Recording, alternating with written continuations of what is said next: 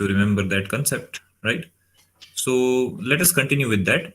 And I also mentioned an important point last time, that is business activities can include atomic transactions, right? Because in atomic transaction we provide primitive operations, like you can say that we are providing transaction handling capabilities and something like that, right? So you are basically satisfying the acid properties, right, that is required. But business activities defined, you can say, a more global level rules, right, that the organizations have to follow. Fine. So that is why to fulfill a business requirement, sometimes you require atomic transaction, right? I'm again repeating the statement. To fulfill the business requirement, we need to use the atomic transaction. Is that clear to all, that concept? And can you understand this slide which is shown to you? Right? Business activity can cover a number of atomic transactions. That is true, right? Yes. Okay, good. So now we'll summarize business activity, and now today, or you can say in this week, we are going to see important concepts like orchestration, choreography, right? All those will be very useful when you actually implement an SOA, right? Because again, see, we are going to touch upon the concepts only, but if you know the concepts, whenever you will be working in a service-related solution after joining any industry, right? So you will be clear with the aspects, right? So that is the important thing over here. So business activities in SOA, in other words, what are the principles or what are the concepts satisfied by business activity, right? So let us go through the right-hand side part first. Business activity helps us to achieve composability. Can I say that it is correct?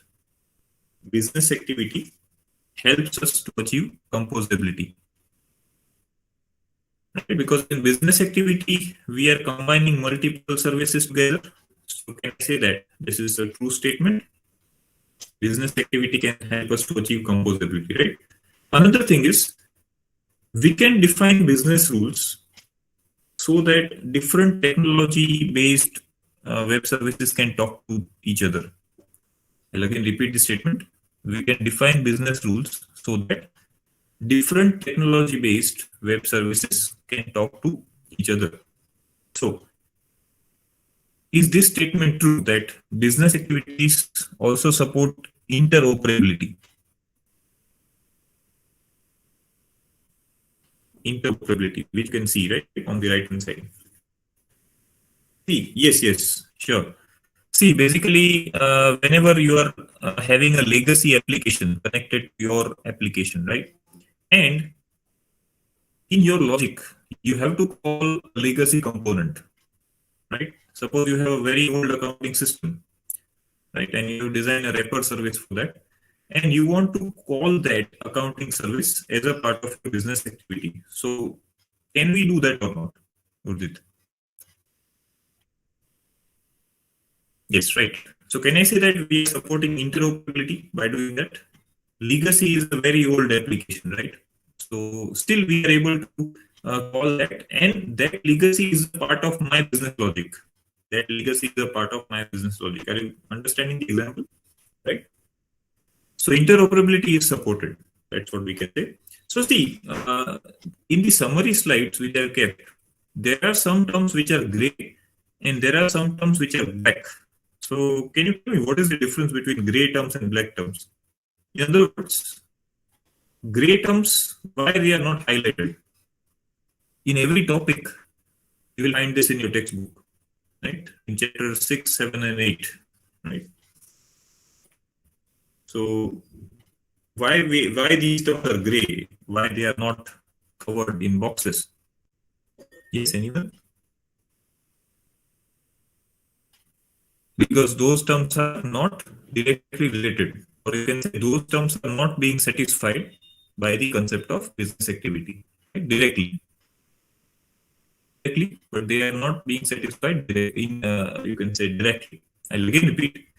Business activities is related with three terms directly: composability, interoperability, and quality of service. Is that clear? Business activity is related with composability, interoperability, and quality of service directly. Is that clear to all? Yes, Urjit, Priyank? Yes, yes, sure, I'll repeat. Right? See, interoperability means you are allowing different technological platforms or web services implemented using different technologies talking with each other. Right? When this is possible, when you have a standard framework, right? Yeah? Okay.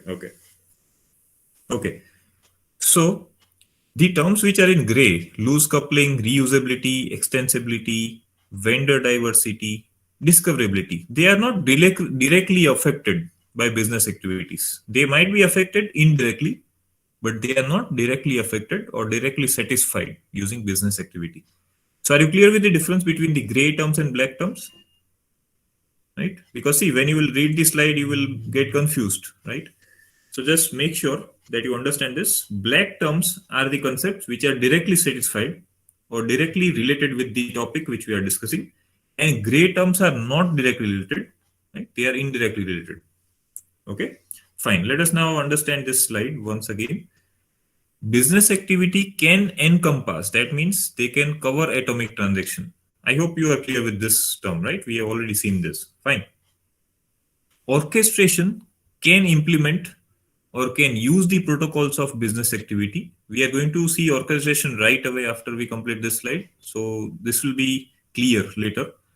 Let us look at the bottom part. Business activities define the protocols for coordination, right? I hope you agree to this, right? What are the protocols we are using? Anyone remembers the names? BAW.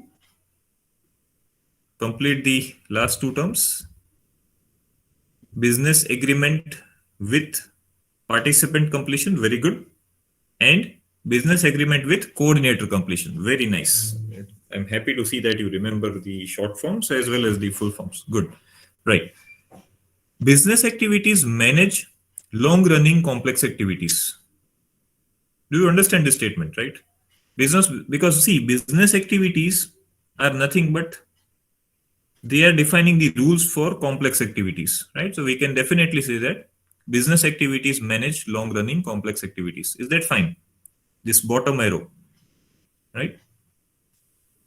Yes. Okay. Business activities provide compensation feature for web services. I hope you remember that compensation state, right? In which situation we use compensation state when we are using a business logic? In which situation we use compensation state? Remember that plan? Yes, correct, Priyank. Plan A and plan B. If plan A is not working out, you will switch to plan B, right? And if no plans work out, which state you will enter? We would never like that in a business activity, but we have an option. Exit is for termination, Prince, but cancelled is what we will enter, because cancelled means we want to cancel the existing business execution, right? And we want to restart it. You can see that. Yes, Prince, is that fine? Exit can be done by any of the web service, right? Whenever it wants to leave the situation, in that case, it can call the exit. But cancelled is the state where there is no option left, right? In that case, you will enter the cancelled state. Okay. So there is an example of business activity. Suppose we have defined a business rule that you are submitting purchase order to the order fulfillment service. I'll repeat, you are submitting purchase order to the order fulfillment service, right? Now, before we send the purchase order, we need to check the amount of purchase order, right? If the amount is greater than 100K, 100,000, what is that amount in, you can say rupees? 100,000. You just put 3 zeros, right? After 100. That is 1 lakh. Yes, Priyank, that's correct. So, if purchase order is being generated and that is of amount greater than 100,000, right? Then it requires the signature of your manager. We are setting this business rule. If purchase order is supposed to be greater than 100,000, then it will require the signature of manager. Otherwise, it is not requiring any signature. You can directly submit it to the order service, right? So are you clear with step number 1 and 2? I hope you can see that, right? 1 and 2, right? What step number 1 says? We are setting a rule that if my purchase order amount is exceeding 100,000, then I need to get it signed by manager digitally, and then only I can send it. Okay, that is one of the example of business rule that I am designing. Okay, now there is another business rule over here which is not actually mentioned in this slide, but can you understand what is that business rule by looking at message number 3? Message number 3 is saying an important rule which is set by purchase order service. Can you identify that rule from message number 3? Remember, I am saying that the rule is written by PO service, purchase order, not order fulfillment. So what is that rule?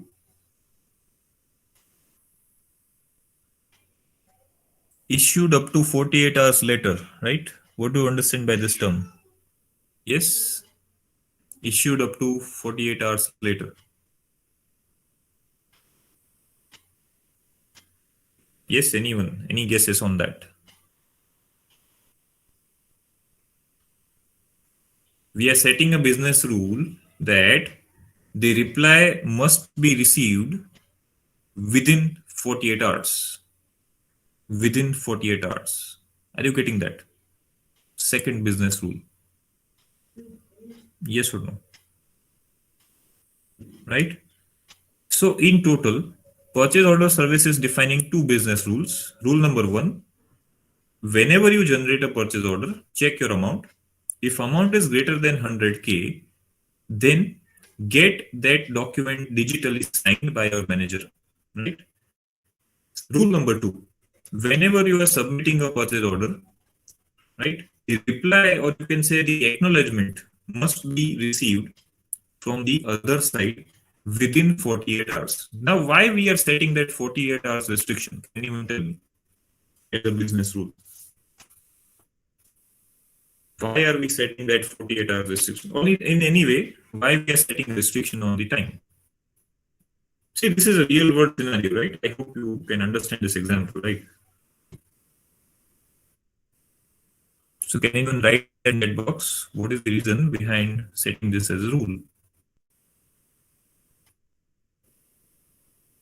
We all know, right, that purchase order service is loosely coupled, right? So it will be waiting for only 48 hours, right, until the reply is received, right? If the reply is not received within 48 hours, what it can assume? What it can assume? Can you answer this at least? That the message might have been lost. Can I say that? Or no stock? Yes. Yes, there are 2 options. Either order service cannot fulfill your request, or the message that you sent might have been lost. Can I say that these are the 2 possibilities? Right? So this kind of business rules are important, right? We need to set that inside a service. Now the question is, are we going to write this business rule in the purchase order service, or it is going to be maintained by the coordinator? See, why I'm asking intermediate questions so that I can understand. Yes, I'll repeat.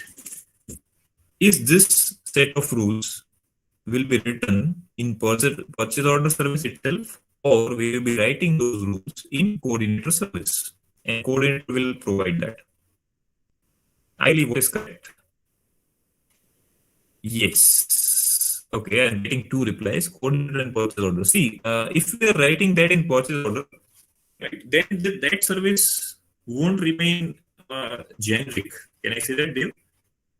Because see, if you are writing, you can say, rules in that service itself, right, that service won't remain generic in nature. Do you agree with that?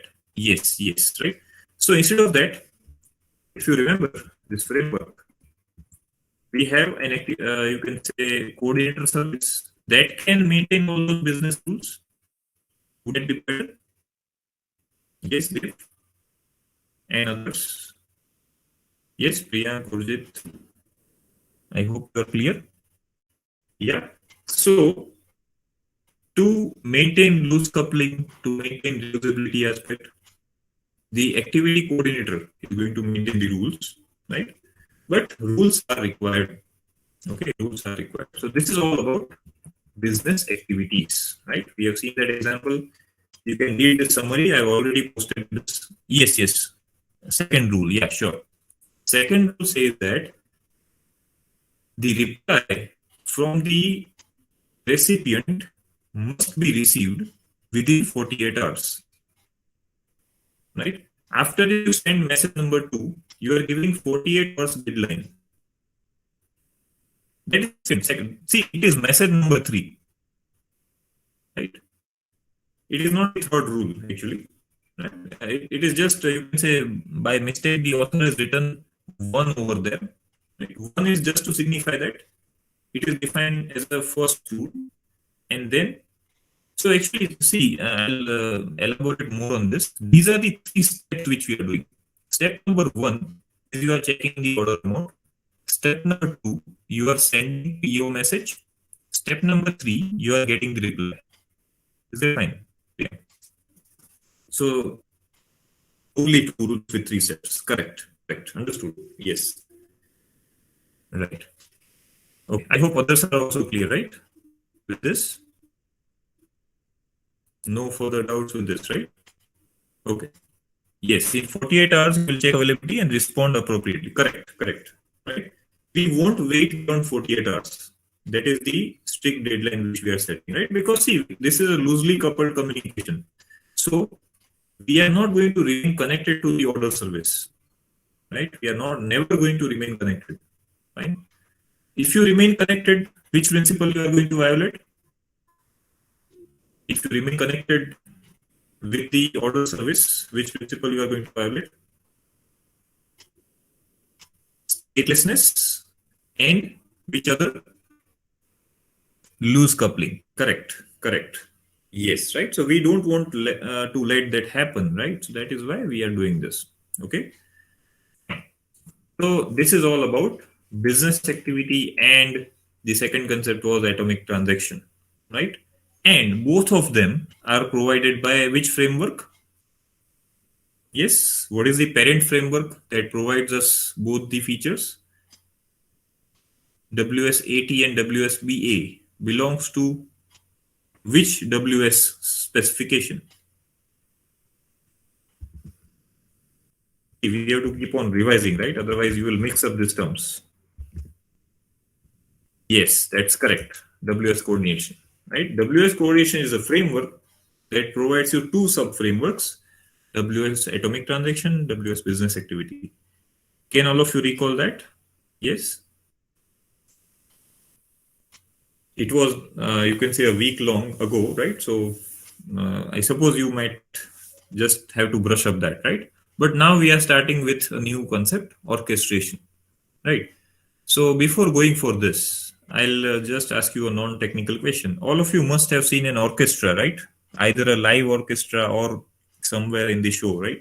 Have you seen an orchestra? So what is the concept of that orchestra? Can anyone write that in short? There are multiple people, right? Playing different instruments. Yes, musicians playing together. But do we have one person or one authority that is controlling the entire behavior, or that is setting up the rules? Have you seen that person with a stick, right? Who is moving the sticks all around, and then people are changing the tunes, right? So that is called orchestration, right? So can we apply the same for SOA, right? The answer is yes, right? What we can do is, yes, called conductor, correct, right? What we can do is, we can store all our business rules in a single place, right? We can store all the business rules of your entire solution. See, I'm not saying that you are maintaining business rule for only specific scenario. In coordination, if you remember, we were maintaining business rules for a specific scenario. Yes or no? Are you getting that concept? We were maintaining the business rules for a specific situation in case of WS coordination, right? And coordinator was handling only that scenario. But what if I want to store all my business rules in a single place, right? In some kind of looping manner? Like I can also use a while loop. So while one condition is true, service number one will be called, right? When the condition of while gets false, service number two will be called. Okay. I can also provide that kind of logic with if else, or let's say if else if later, right? That is also possible. If else if later, that is if condition is true, you will call service X. Else if condition is or else condition is false, then you will call service B. So can I say that by providing this while loop, by providing the if else, right, we are setting the workflow. This is an important term, workflow. Workflow is nothing but you are providing a set of rules in a well-organized manner. You are providing set of rules in a well-organized manner, and the rules will be executed, right, as and when some conditions are satisfied. Okay. Are you getting some idea what I'm trying to say? Try to relate this with that coordinator that is controlling the entire band of musicians. Right? If you don't have the rules defined by that conductor, can the musicians play together in harmony? It won't be possible. Right. So same concept we use in SOA. Right. Let us look at the applications of orchestration. The first application says that it provides us centrally controlled workflow logic, right, for interoperability. Suppose you are having, you have not implemented a fresh architecture. You have integrated, let's say, 3 legacy systems together, right? And whenever those 3 legacy systems have to interact with each other, we are going to provide a central coordinator service. Central coordinator service, right? And which will be called as workflow management service also. Right. So based on the workflow defined in this service, right, all 3 legacy systems have to execute. Are you getting the situation which I am trying to explain? Depending upon the logic defined in the central coordinator or workflow management service, 3 legacy systems have to work together to fulfill the entire SOA. Yes, getting that? Yeah. So that is one of the application of orchestration, right? You did not want to implement a new application. You already had old applications, you clubbed them together, but those applications have to follow some common rules, right? They have to be executed in some order, right? So where do you define that? The central service, and that will be called as the orchestration service, or you can say coordinator service, or you can say workflow management service. There are many names, right? Okay. Second application. Suppose you are starting with a fresh SOA, right? We don't want to use legacy application. I am implementing SOA from scratch. So in that case, I can design one standard service where all my business logic will be written. All rules will be written in a central place. And whenever required, I will call that service, right? So that I can know what is my role in that business logic, right? So instead of maintaining business logic in separate services, we are going to maintain business logic in a standard way in a single web service, right? That will again be called as an orchestration service. Like you are having a conductor. Conductor is having a rule book. Based on that rule book, he is playing the tunes, right? Similarly, your orchestration service will be having all the rules, and the participants will have to follow them. Are you getting the second application? Right? See, there is one thing in common for first and second. We are providing common rules, right? Now, in first case, we are providing common rules for legacy communication. In the second case, we are providing it for newly designed web services, right? But ultimately, it is pointing to the same aspect. Is that clear? The second one, right? Now, what is WSBPEL, right? So, one more standard we are having. See, if you remember, we have a long list of WS star terms, and I told you that will be covering the important ones, not all, right? So, next important term for you is WSBPEL, right? This is again an XML based standard, right? Again, I am repeating the XML based standard because the logic, or you can say the workflow logic, is written in terms of XML again, right? Business Process Execution Language is the full form of BPEL. WSBPEL is a standard that should be used if you want to implement orchestration. I'll again repeat. WSBPEL is a standard that should be used if you want to implement orchestration. Right? So we are going to see many more standards like that. So please try to remember at least the concepts, because see, somewhere in the interview if you are asked what is WSBPEL, right? So you can at least say that it is a framework or it is a standard for providing orchestration. Right? At least the concept you should remember. I hope you are getting the point, right? They won't be interested in knowing that you know the full form or not, right? Okay, are you clear with that? So which framework gives you an ability to control the business logic or to provide a way so that business logic can be stored in a central place? The answer is WSBPEL, right? The second question can be, how can we implement orchestration practically? So you can say that we can use WSBPEL, right? And using WSBPEL, we can implement orchestration. Okay. We won't be going into details of WSBPEL because see, this is the implementation is beyond the scope right now, right? Because if you cover that, it can be two subjects, right? Where in one subject you cover the theory only, and in another subject you will cover the practical aspect, right? So we are not looking at that, right? But every company trains the employees, right? So you will be learning how to implement WSBPEL, right, later on after joining the company, right? Okay. So this is the example of orchestration. Service A is saying that I am in charge of the process, follow my rules, and there won't be any trouble. I hope you understand what it's trying to say, right? I am in charge of the process, follow my rules, and there won't be any trouble, right? So what is the benefit of having this kind of framework or this kind of architecture?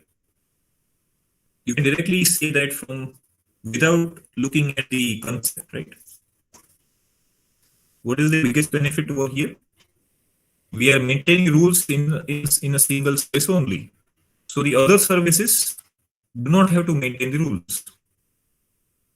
Yes, all services are controlled in one way. They are providing structured manner activities, correct? Both the answers are correct. So the basic advantage is other services can do their own job without any problem. They need to focus on only one aspect, right? They don't have to focus on the business logic aspect. Are you following that, right? Because business logic is maintained by only one service. Okay. So that is the benefit of orchestration. That is, by providing business rules in a single place, the other services can only focus on their job. They don't have to worry about how the business rules will be implemented and so on. Yes. And they will be, you can say, as reusable as possible. Right? Because, and that is what we want, right? That is what we want in any architecture, right? Yes. Okay. Now we are going through the theory of orchestration. Right? Before we go to that, let me show you the architecture of orchestration. This was just an example, remember, right? This was just an example. This is the model. In orchestration, you have one process service. You have one process service. You can also say that it is orchestration service. You can also say that it is workflow management service. Right? There are multiple names, but as far as model is concerned, it is known as process service. So I think you can easily understand where your business rules will be stored in a structured manner. Where your business rule will be stored in a structured manner within process service, correct? Right? And all the participant services will just have to access those rules whenever required. Right? Whenever required, the participant services can talk with the process service and they can fetch the rules. That's it. Okay. Fine. So this is the model. Now let us go in detail. So first let us see what is process definition. Process service. Right? I'm again repeating. Process service contains process definition. Process service contains process definition. And process definition is nothing but it is the workflow logic that you are having. The workflow logic, right? So as I said, you can write your workflow logic within a while loop. That is, while this condition is true, service number A should be called, right? When the while loop gets false, you will be going out of the loop and you will be calling service B, right? As I said, you can also implement this using a simple if-else letter. If situation is true, right, you will be calling service A. If situation is false, you will be calling service B, right? So where we are writing all these things inside process definition, and where process definition is written, yes, we are writing there is a mapping. Workflow logic is written inside process definition, and process definition is a part of process service. Yes, that's correct. Three-level mapping. Workflow logic belongs to process definition. Process definition belongs to process service. Right? Okay, I can see the answer, so I hope you all understood. Right? Next comes business protocols. So how the workflow logic is written actually? Right? The logic is written, but how or what it includes? So it can include the rules. As you can see over here in this slide, it can include the rules, conditions, and events. Right? See, sometimes what happens is we are writing the rules in general.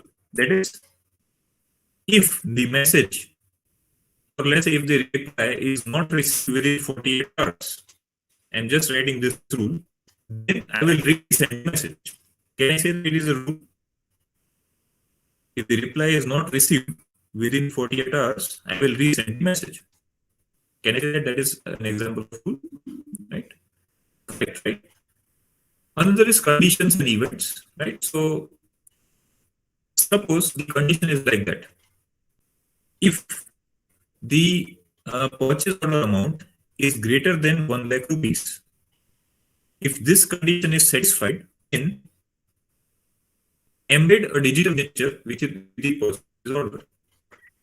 If the amount is greater than 1 lakh rupees, then embed the digital signature with the purchase order message. Can I say that I'm using a condition over here in this example? I hope you are able to understand and relate, right? I'm trying to give you more examples so that you can relate, right? Because we are just looking at the theory, but you should be able to relate that to practical sense, right? As well. Okay. Third, event.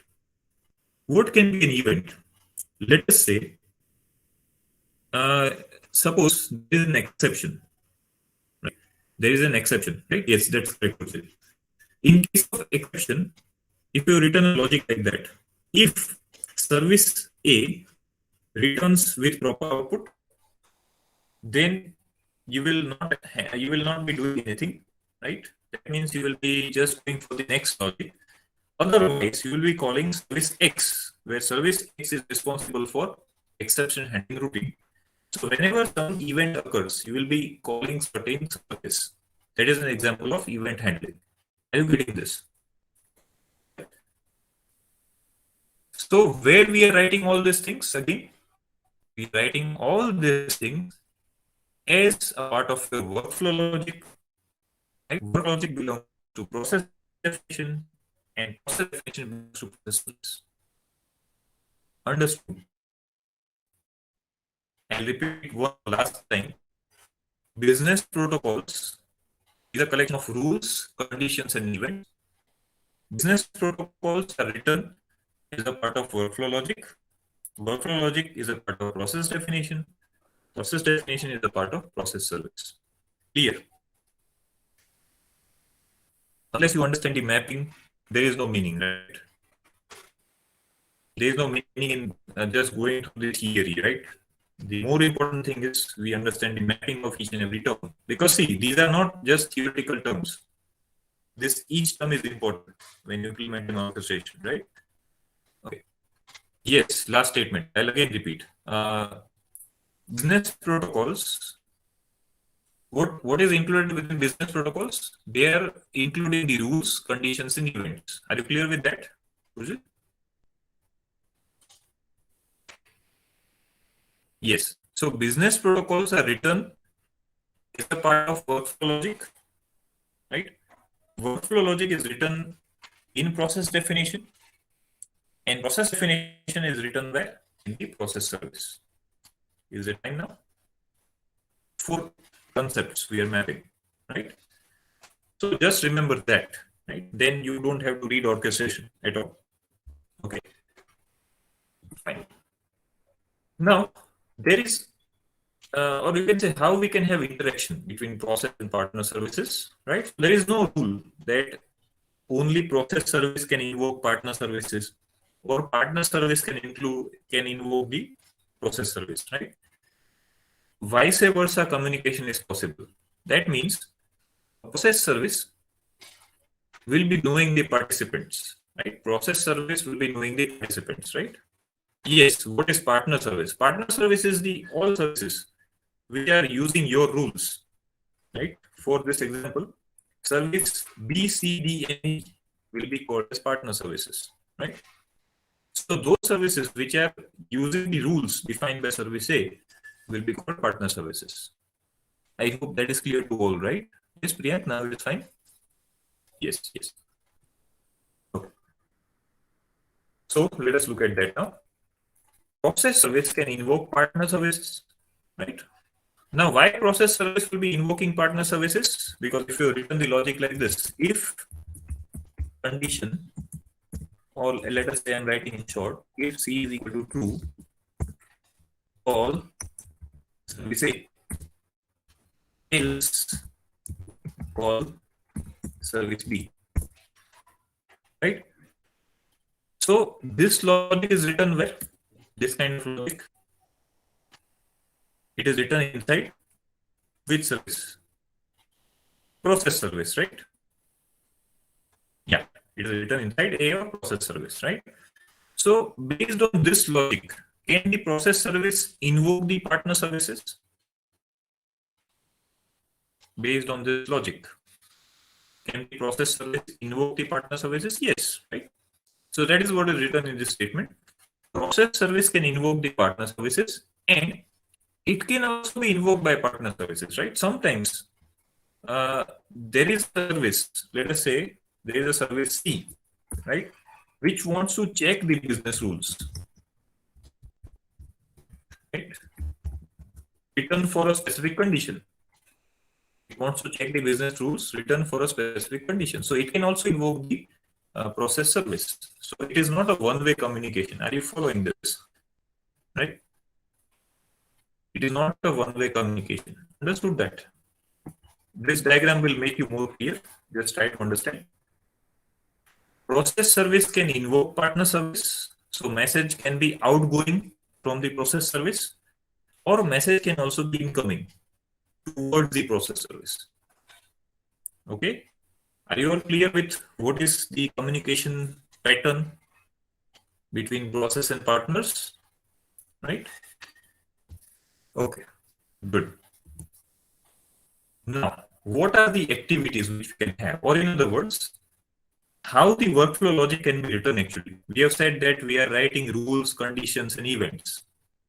Yes, partner can invoke process because sometimes you would be checking the business logic, and based on that business logic, you will be behaving, right?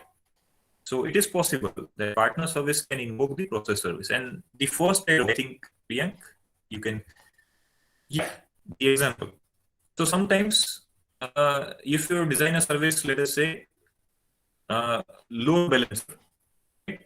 So load balancer would like to check that if there is load on the server, then it has to invoke, let us say, notification service. And if there is no load on the server, it can simply send the message to the next service. Can I say that there is one kind of rule? If there is load on the server, it will be calling notification, and it is going to ask notification that you send a message to the recipient that the server is loaded currently, so you don't go ahead with your message. We can't take your request. Okay, it is from A or A to partner service.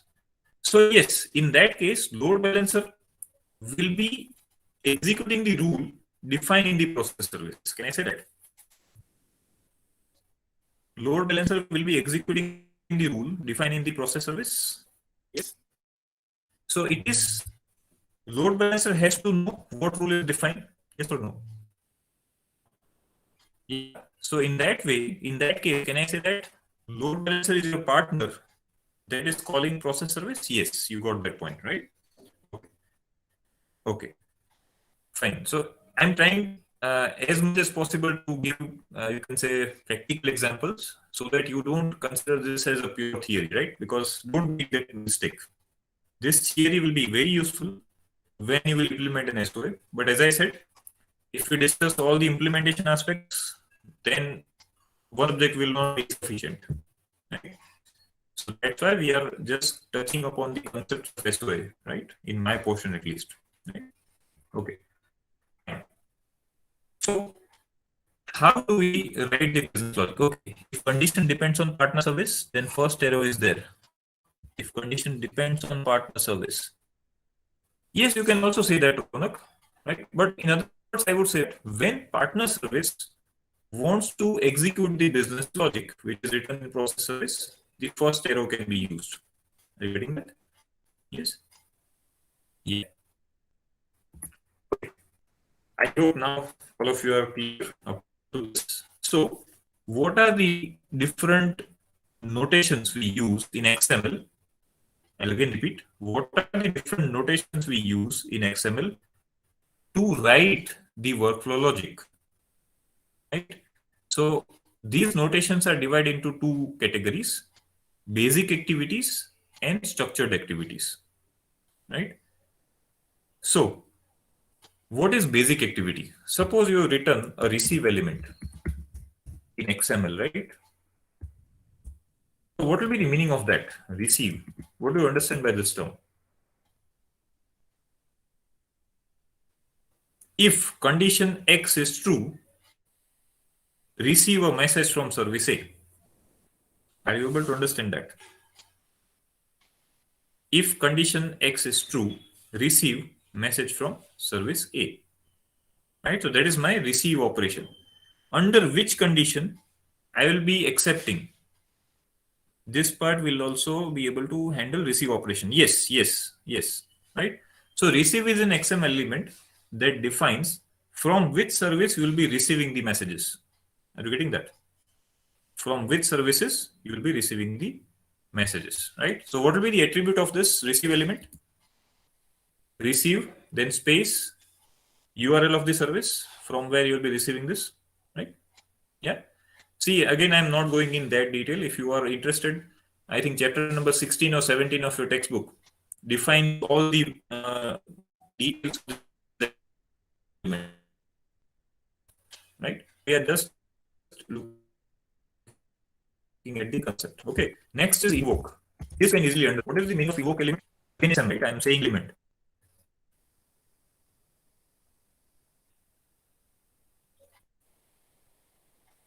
If we want to send purchase order right? Invoke order service. Yes or no? If we want to send purchase order, invoke order service. Can I say that? Yes, invoke partner service. That is another way of saying that, right? Correct. Which service to be invoked? Correct, right? Fine. I think you can understand the next one also. Reply. What will be the meaning of this reply element or reply activity?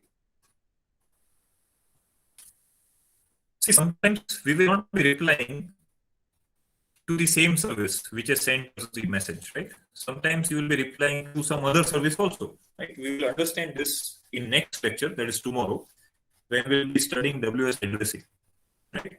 But right now we assume that to which service the reply should be sent. We are defining that. To which service the reply should be sent. Are you understand this, right? Yes, I think Gurjit, you have written the same, right? Yes, Priyank, Ronak, all others, those who are answering, right? You clear? Okay. What should we throw then? What should we throw? Yes, it can be process or partner, Ronak. It depends upon where you are sending the reply, right? Yes. In case of error, which service will be responsible for handling your exception? You will throw your exception towards that service. It is like that. Understanding that? To which service you will throw your exception? Wait. See, sometimes we would like to set a timer. That is, up till this time you have to wait. Right? So wait for X time or wait for the reply from this service, in other words. Right? So that is called wait operation. Understood that? Right? Yes, if busy, then wait. Correct. Yes, yes. That's fine, Udil. Yes. So these are known as basic activities. They are written again as an XML element. So actually, BPEL defines all these XML elements. That is why it is called business process execution language. It defines all these elements where you can write a complete XML file that will define your entire business logic. Okay. Basic activities can be assembled using the logic supplied by structured activities. So let me explain this in detail. Suppose you are using while. You can see while in this list, right? So while condition is true, you will wait.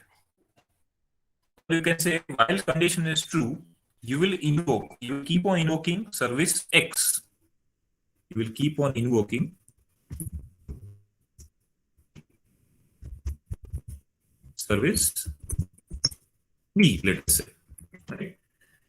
So is that kind of looping? Or let us say that while the reply is not received from service B, we will keep on invoking service B. Can I say that we are looping in one sense? Yes. So that is again one more element, but inside while I'll be using invoke element in that situation. Inside the while I'll be using invoke element, right? So what can we say about this? Structured activities can include basic activities. Is that correct? Structured activities can include basic activities, right? So that is correct, right? Okay, good. Another example of that is switch statement. You can again, like we do in programming, we can use a switch statement over here. Switch on the case. If case 1, call service A. If case 2, call service B. If case 3, call service D. Are you able to understand what I'm trying to say? Right? Now I think you can understand what do I mean by workflow logic. Why this is called workflow. Are you getting the essence behind this name? Workflow. How our logic should execute depending upon given situation. We are defining everything in a single service. And what that service is called, where all these things are written, it is known as process service. Correct. Very good. Right? I'll be explaining you sequence and flow later, but I hope, except that this slide is clear to all, right? To define the workflow, we can have basic and structured activities, right? Basic activities are primitive activities, while structured activities can use the basic activities. Okay. Let us now discuss what is sequence and what is flow. Sequence aligns group of related activities into a list that determines sequential execution order. In simple words, sequence defines order of execution in a strict manner, right? Suppose inside sequence, if you used invoke element, invoke service A, and I'm not using XML syntax right now, just to be more faster with this, and then I'm adding sequence. So what do you understand by this logic? Sequence is the parent element. Inside that I'm having two invoke elements. Yes, first you have to invoke service A and then you invoke service B. Correct.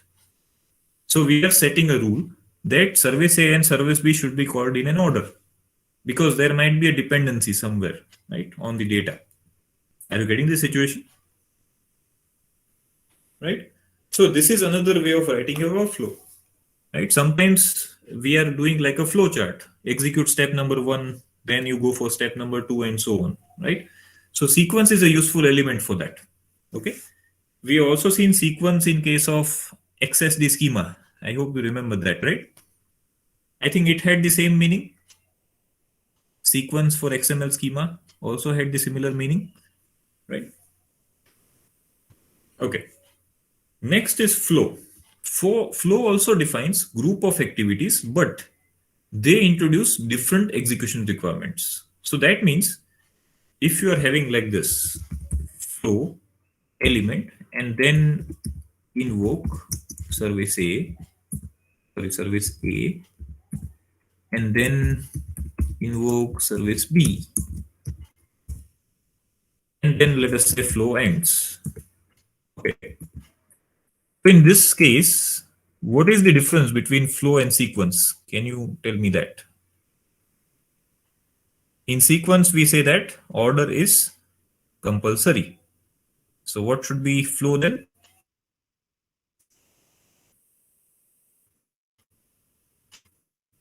Yes, anyone? Yes, you can go to service B if needed. Order immaterial, that's correct. Order immaterial, right? But ultimately, service A and service B both have to be called. Yes or no? Service A and service B both have to be called, right? I hope you remember activity diagrams we studied in UML, right? In activity diagram, we had a concept of fork and join. I think that was the concept. Remember that? In fork, we were starting parallel activities, and in join, you have to wait for all the activities to complete, no matter in what order they complete, but they have to finish. Yes or no? Activity diagram, you might be preparing for your SDPs. So I think you try to recall that. Yes, Priyank remembers. What about others?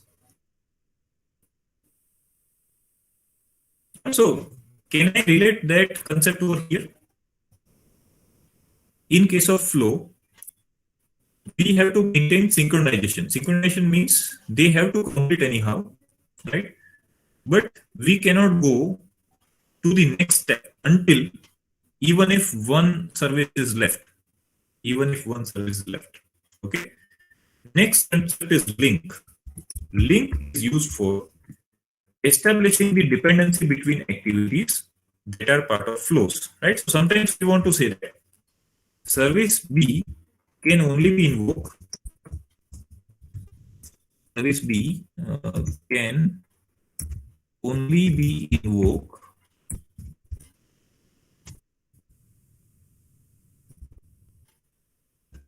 after service A. Let us service C. I'm adding one more service, right? Service B can only be invoked after service C. So can I say that I'm setting a dependency between service C and service B? Service C has to be done first, and then service B has to be executed, right? So You can define dependency between services even inside flow. Right? So flow and link, which is the parent element? You will be defining which first, flow first or link first? You will be defining flow first, that's correct. And inside flow, if required, we can use links. Is that understood correctly? Within flows, if required, we can use links. Understood? Yes. Okay, so now I think we are done with orchestration. Right? So that is all about orchestration concept. Let us summarize. Yes, these two are structured activities. Yes, correct. Let us go back. It is same as sequence, then yes, you can say that. But in sequence, we say that all of them are equal in order, right? But over here, only some of them. All and some is the difference. Yes? Yes. So I think, yes, Priyank, I hope you are clear with this sequence, which while flow and link is also a structured activity, right? See, actually, there is a long list because, as you know, XML provides you many options, right? But I'm not going to give you burden of remembering all of them, right? You should just understand the concept, and you all are good programmers. You can easily implement the practical situations, right? If you know the concept, right? Okay. Now let us summarize the orchestration concept. Orchestration and activities. What is the relation between orchestration and activity? A single orchestration means it is a complex, long-running activity because orchestration defines the rules, and those rules are followed by activities. So we definitely say that single orchestration is an example of long-running activity. The second relation is orchestration and coordination. So orchestration can make use of business activity whenever required. Orchestration can make use of business activity as and when required. So again, we are forming a chain. Orchestration uses, I'll be using short form again, uses BA, and BA uses AP. Can I say that? Do you understand this chain? Orchestration sometimes may require the use of business activities internally, right? And business activities can sometimes use atomic transaction. Okay. So all these concepts are somewhere related. That's what I'm trying to say. Let us look at the example, right? This slide, again, I'm leaving up to you. You need to understand, right? Yourself. Orchestration can help you to achieve composability. Orchestration helps you to achieve interoperability because, yes, correct. Yes, you can say that, Ujit. Your manager is going to act based on orchestration. Correct, right? Orchestration helps you extensibility. Why extensibility? Because even if you change some business rules, those rules will be changed in a single service only. Yeah or no? I don't have to make changes everywhere, right? So I can extend my service very easily. That's what we can say. Right? Last one, it supports vendor diversity. So you can support different vendor platforms, right? Suppose you are having orchestration that can talk with .NET based service, partner service. You can talk with Java based partner service. Why we are able to do that? Supporting different vendors. Because again, what we are relying on? One answer, XML, isn't it?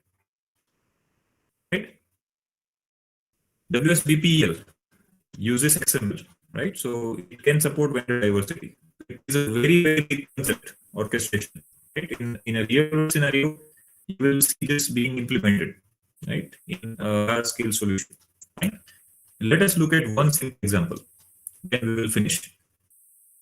Suppose I have written a rule that if the reply is not received from Railco, if the reply is not received from Railco, within 48 hours. Then I will not be calling Railco, right? I will be calling my vendor, that is vendor B. Vendor B. If vendor B even does not reply, you will be calling vendor C. I think this logic. Yes or no? Right? So which operations will be using or which activities? Will it be using sequence over here? Sequence and invoke. Can I say that?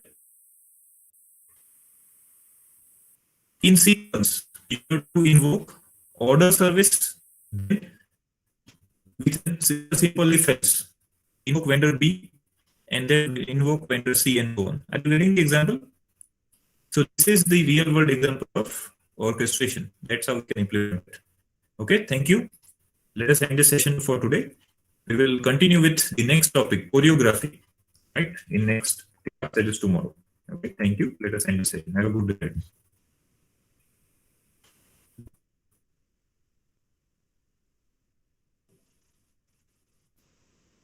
So if you recall the last